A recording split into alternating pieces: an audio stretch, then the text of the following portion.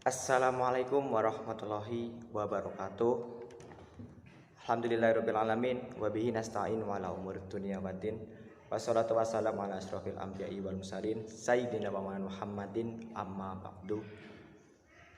Yang saya hormati Rektor Unisnu Jepara Bapak Haji Sa'dul As'aidi MAG. Yang saya hormati Dekan Fakultas Sains dan Teknologi Unisnu Jepara Bapak Dias Priatmoko Magister Engineering. Yang saya hormati Kaprodi Teknik Industri Bapak Gunawan Muhammad STMT dan juga selaku DPR saya. Yang saya hormati segenap panitia KKL dan dosen-dosen Teknik Industri yang saya hormati. Dan tak lupa teman-teman jurusan Teknik Industri Angkatan 19 yang saya cintai dan saya banggakan. Pertama-tama, marilah kita panjatkan puja dan puji syukur kepada kehadirat Allah Subhanahu wa taala karena atas berkah dan rahmatnya kita dapat melakukan aktivitas sehari-hari. Kedua kalinya sholawat ma'asalam kita haturkan kepada junjungan kita Nabi Agung Muhammad SAW. Semoga kita mendapatkan inayah serta hidayahnya di yaumul akhir nanti. Amin Allahumma amin. Sebelumnya perkenalkan terlebih dahulu, nama saya Kafid Ulil Yusuf. Saya mahasiswa Teknik Industri Fakultas Sains dan Teknologi Unisnu Jepara angkatan 2019. Di sini saya akan mempresentasikan hasil KKL saya yang kemarin sudah kami laksanakan pada tanggal 30 Januari sampai tanggal 3 Februari 2022 di Jawa Timur, letaknya di Kota Malang. Di sini saya mengambil tema sistem produksi sebagai syarat pengajuan nilai dari KKL. Oke, sebelumnya saya akan memaparkan terlebih dahulu gambaran dari PTPN Wonosari Malang. Jadi PTPN 12 didirikan berdasarkan Peraturan Pemerintah Republik Indonesia Nomor 17 Tahun 1996 tentang peleburan PT Perkebunan Nusantara ke 23 Persero, PT Perkebunan Nusantara ke 26 Persero, dan PT Perkebunan Nusantara ke 28 Persero yang dituangkan dalam Akta Pendirian nomor 45 tanggal 11 Maret 1996. Dibuat di hadapan Harun Kamil, SH Notaris di Jakarta, dan telah disahkan Menteri Kehakiman Republik Indonesia sesuai keputusan nomor C28340 HT01.01 tahun 96 tanggal 8 Agustus 1996. Kemudian maksud dan tujuan perusahaan yang pertama melakukan usaha di bidang agribisnis dan agriindustri serta optimalisasi pemanfaatan sumber daya perusahaan untuk menghasilkan barang dan jasa yang bermutu tinggi dan berdaya saing kuat serta mendapatkan keuntungan guna meningkatkan nilai perusahaan dengan menerapkan prinsip-prinsip perseroan terbatas dan good corporate governance. Selanjutnya yaitu lingkup bidang usaha. Ada beberapa lingkup bidang usaha. Yang pertama adalah pengusahaan budidaya tanaman seperti pembukaan dan pengolahan lahan, pembibitan, penanaman, pemeliharaan tanaman dan kegiatan lainnya. Kemudian ada proses produksi, ada pemungutan hasil tanaman dari kebun sendiri, pengolahan hasil tanaman menjadi barang jadi atau setengah jadi. Kemudian ada perdagangan, meliputi menyelenggarakan kegiatan pemasaran berbagai macam hasil produksi, melakukan kegiatan perdagangan barang lainnya yang berhubungan dengan kegiatan perseroan.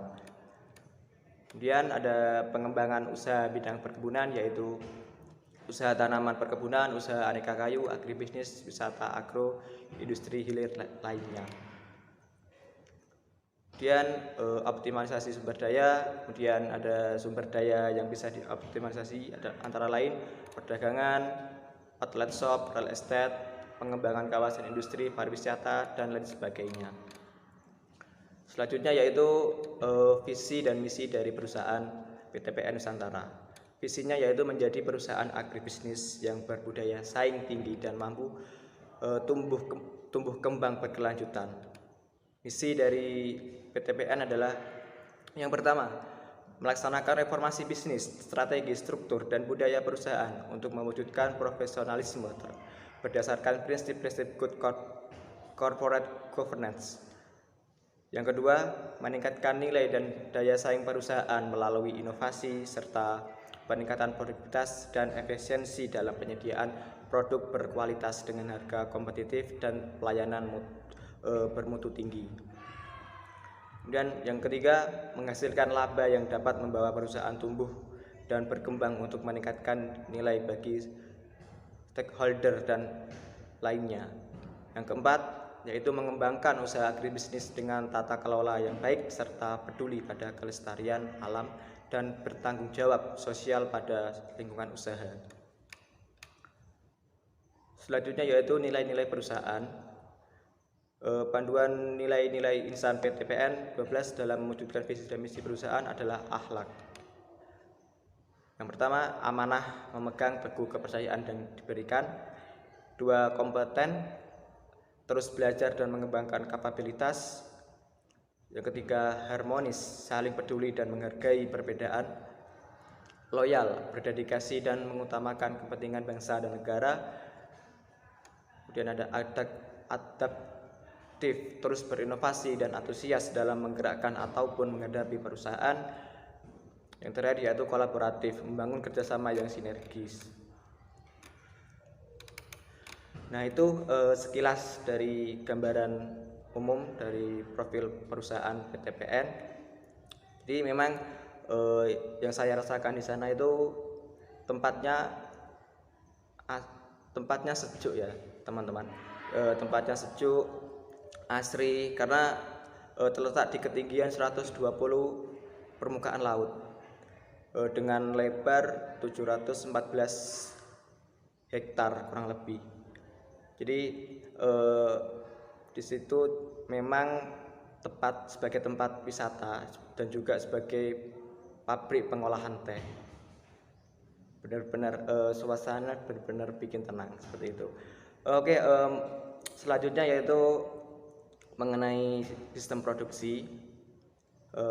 Akan saya putar video dari proses produksi di PTPN Wonosari Malang, seperti apa sih dari proses pemetikan pucuk, pengangkutan pucuk ke pabrik, kemudian penerimaan pucuk, ada pelayuan, kemudian penggilingan dan oksidasi enzimatis, kemudian ada proses pengiringan, kemudian sortasi, pengemasan, kemudian penyimpanan dan sampai ke pengiriman.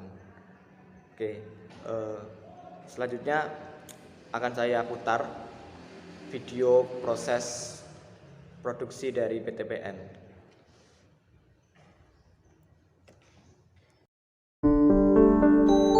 PT Perkebunan Nusantara 12, Pabrik Teh CTC, Wonosari. Pabrik Teh CTC Wonosari adalah pabrik teh yang terletak di Dusun Wonosari, Desa Toyomarto, Kecamatan Singosari, Kabupaten Malang, Jawa Timur. Pabrik teh CTC Wonosari terletak pada ketinggian sampai dengan 1.200 meter di atas permukaan laut dengan luas lahan 714,43 hektar.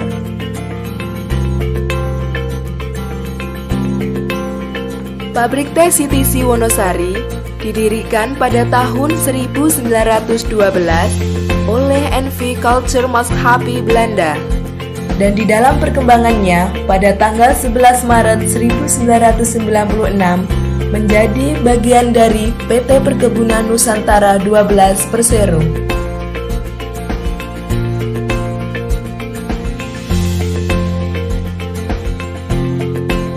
Jumlah produksi teh rata-rata per tahun adalah sebesar 1.000 ton kering per tahun.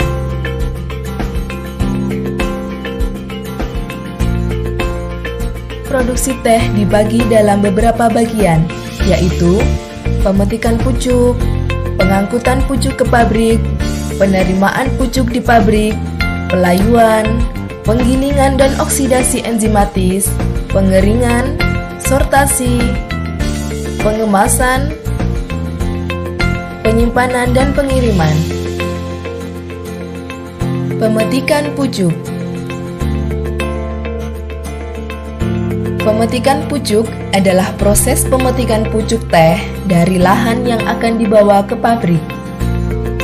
Agar menjaga produksi tetap tinggi dan berkesinambungan dengan mutu yang sesuai dengan standar pengolahan, maka dalam pemetikan berlaku syarat pengolahannya, yaitu petikan medium dengan rumus petik sebagai berikut. Yang pertama, peko plus 3 daun muda. Yang kedua, peko plus 2 daun tua. Yang ketiga, burung muda. Yang keempat, lembar muda.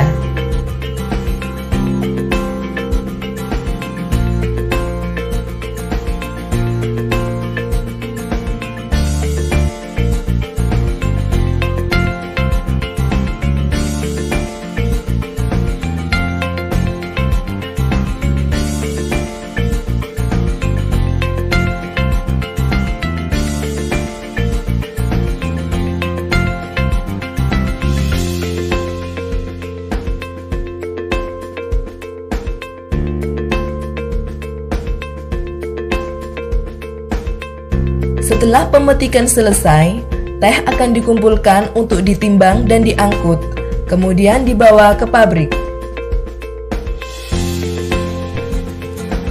Pengangkutan pucuk ke pabrik. Dalam pengangkutan pucuk ke pabrik, agar kondisi tetap segar, maka ada beberapa hal yang harus diperhatikan, yaitu yang pertama, persiapan alat yang meliputi tempat pengangkutan, sekat, dan penutup bak. Yang kedua adalah penataan pucuk di dalam kendaraan dan pengamanan dalam perjalanan dari lahan kebun teh menuju pabrik.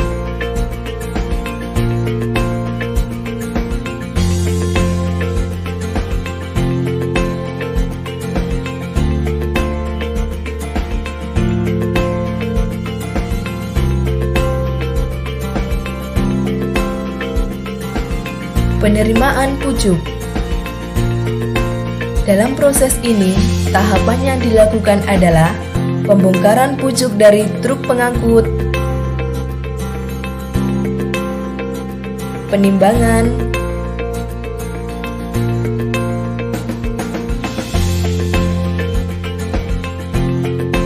pengisian watering truk dan pucuk akan dianalisa agar hasil produksi basah mempertahankan konsistensi mutu, sekaligus pelaksana Hazard Analysis Critical Control Point dan Good Manufacturing Practice atau GMP.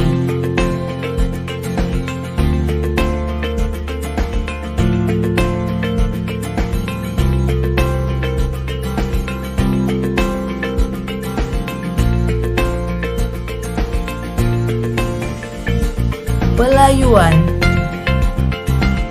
Pada proses ini, kadar air dalam pucuk yang segar akan diturunkan dan dilemaskan secara merata agar dapat digiling dengan baik.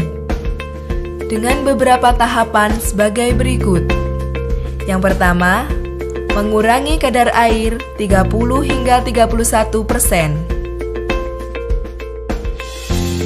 Yang kedua, pembalikan pucuk dilakukan 6 jam setelah penghamparan di watering truk.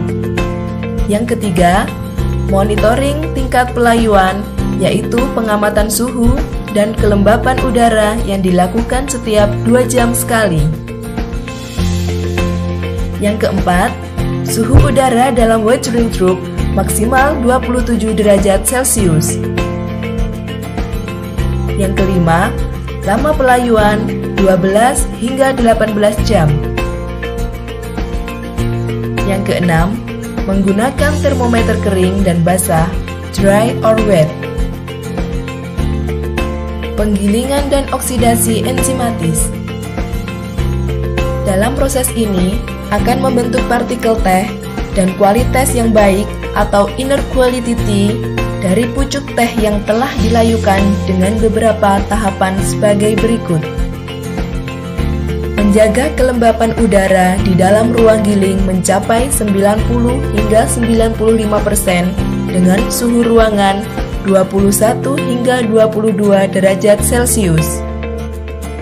Kemudian melaksanakan penggilingan pada rotor fan 15 inci dan mengendalikan suhu rotor fan pada suhu maksimal 29 derajat Celcius.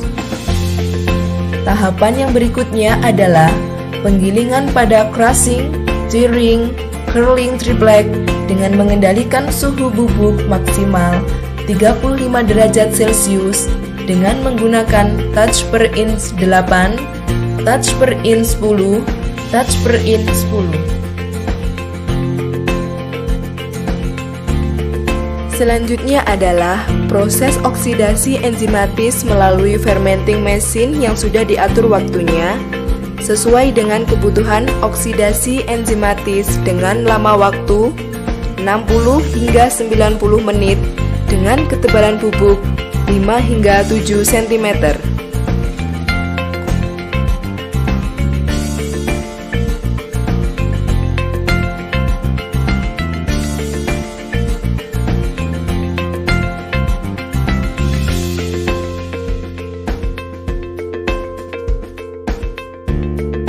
Pengeringan. Pengeringan adalah proses di mana reaksi oksidasi enzimatis dihentikan dan menurunkan kadar air dengan menggunakan VFBD, yaitu Vibrofluid Bed Dryer, dengan prosedur sebagai berikut. Suhu inlet 110 hingga 130 derajat Celcius dan suhu outlet 80 hingga 95 derajat Celcius, serta lama pengeringan 18 hingga 20 menit dan kadar air di dalam bubuk teh berkisar antara 3 hingga 4%. Sortasi. Sortasi adalah pengelompokan jenis mutu berdasarkan ukuran partikel, berat jenis, dan pemisahan fibers sesuai permintaan pasar dengan menggunakan Vibro Jumbo Extractor, Holding Tank, Middleton, Trinik 1, Trinik 2, Trinik 3, dan T-Bin. Setelah proses sortasi selesai, akan diambil contoh atau sampel untuk diuji indrawi dan pengujian kadar air, yaitu 3,5 hingga 4% pada setiap jenis mutu. Adapun jenis mutu adalah sebagai berikut. Mutu 1 yang terdiri dari Broken Peco 1, Peco Foning 1, Peco Das, dan Das 1. Mutu 2 yang terdiri dari Fanning dan Das 2. Mutu lokal yang terdiri dari T-Walls dan Flood.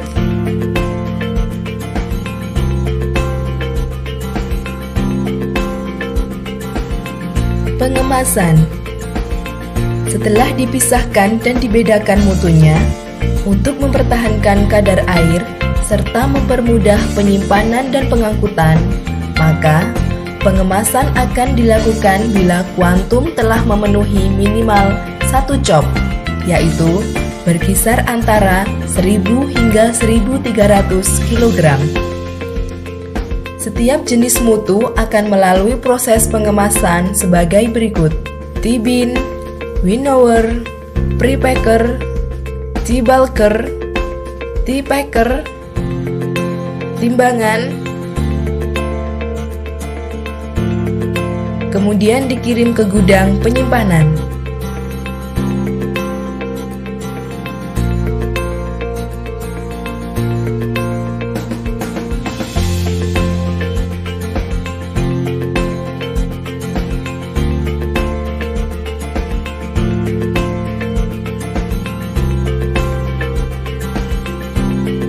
Penyimpanan.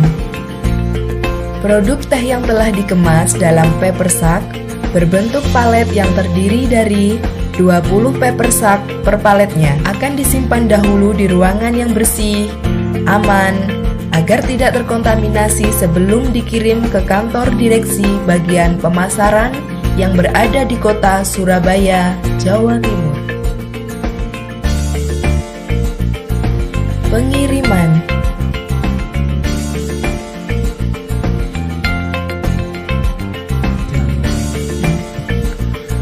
Pengiriman dilakukan berdasarkan sistem FIFO atau First In First Out dan DO, Delivery Order.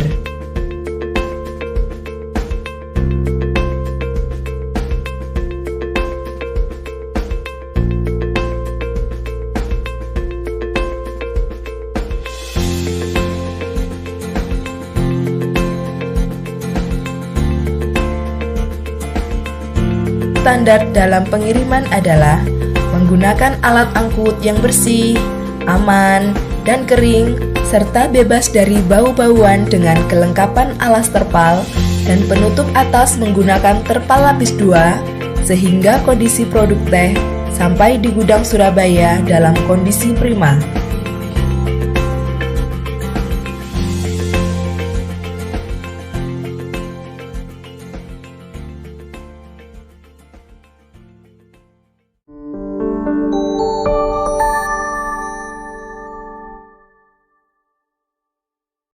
Nah, itu tadi proses produksi dari PT PN Wonosari Malang. Semoga ini bisa menambah wawasan dan juga pengetahuan kita semua. Amin. Selanjutnya yaitu pesan dan kesan yang ingin saya sampaikan selama mengikuti kegiatan KKL dari tanggal 30 Januari sampai tanggal 3 Februari 2022. Kesan yang ingin saya sampaikan adalah merasa senang bisa mengikuti kegiatan ini. Kita belajar sampai luar daerah, kita belajar di perusahaan lain, dan di sana kita bisa sedikit memahami apa yang disampaikan dari pihak perusahaan, sehingga itu menambah wawasan kita seperti itu.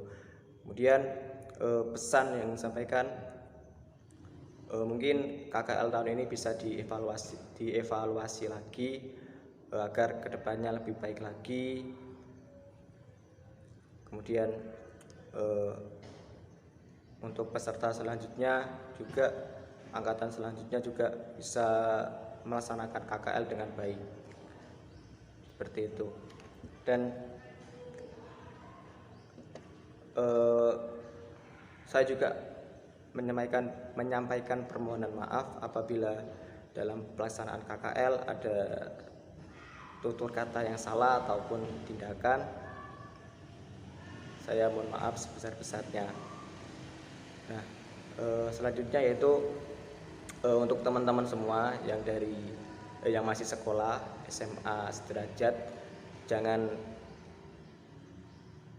canggung untuk bergabung di Teknik Industri Unisnu Jepara, karena dengan harga yang dengan biaya yang terjangkau, akan tetapi prospek kerjanya juga luas. Mari teman-teman yang masih sekolah untuk segera mendaftar di program Teknik Industri Unisnu Jepara. Saya tunggu dari teman-teman. Oke. Mungkin itu presentasi saya. Semoga bisa menambah wawasan kita semua. Sekian dari saya. Apabila ada salah kata ataupun perbuatan, saya mohon maaf. Wallahu muwaffiq ila aqwamit thoriq. Wassalamualaikum warahmatullahi wabarakatuh. See you.